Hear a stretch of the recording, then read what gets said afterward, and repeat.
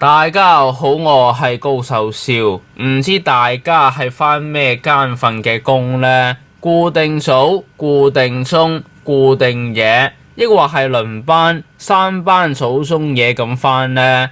嗱，如果係返開輪班、三班咁輪嗰啲嘅話呢，留意啦，小心隨時同自己同事發生咗同事以外嘅關係。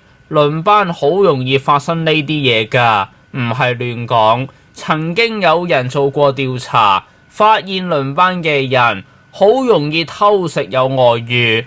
究竟點解會咁樣呢？今日嚟講下。其實之所以會咁樣，第一，輪班冇乜私人時間，好多時都奉獻咗俾工作，嗰頭返完鐘，轉頭就夜，最間搞到對同事仲多過對屋企人、親人，對得多，慢慢日久生情，繼而出軌，真係唔係講玩㗎。好似啲咩護士、醫生，好多關係都好亂，夜晚夜闌人靜嘅時候就會搞埋一齊。網上見唔少呢啲，冇計，日對夜對，成日喺嗰個環境見面。一見得多，時間耐咗，就自然會日久生情，超越同事之間嘅關係。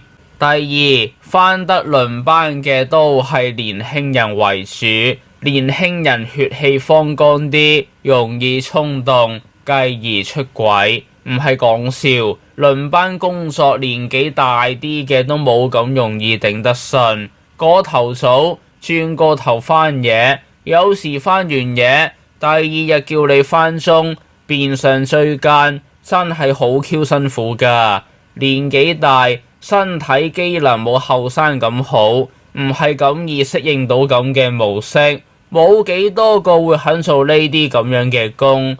而後生嘅就唔同啦，年輕人身體機能普遍都好啲，好啲，自然就容易頂得順輪班。咁亦都咁樣，輪班工大部分都係較年輕嘅一齊返，有時返通宵，孤男寡女共處一室，血氣又方剛，跟住咪容易衝動，就算經已有另一半，都走去出軌，勁過火車。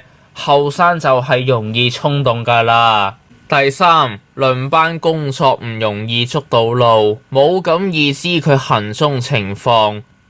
有做過輪班工都知道個模式係點樣㗎啦，唔係寫字樓嗰啲咁樣，逢6日紅一就休，朝九晚六咁㗎嘛。好多時係放閒日，紅日嗰啲日子就返工，就係咁，變相就難啲知佢行蹤係點啦。佢話嗰日要返工返夜，點知實情嗰日係放假嘅，佢走去偷食，同第二個一齊 happy， 而你係完全唔知道，以為佢真係返緊工，咁就傻下傻下，由頭碌到落腳趾尾啦。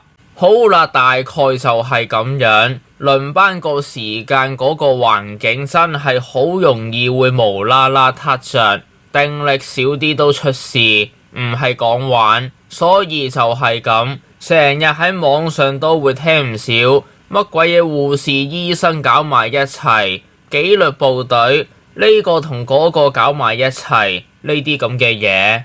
冇辦法，人嘅本性就係同異性交配，只係有道德同法律約束住，先令到人會收斂，唔會亂嚟。而輪班個時間令人唔容易察覺到啲不道德行為，咁樣變咗俾咗個機會出嚟，有個咁好嘅機會喺度，自然都冇幾多個會把持得住㗎啦。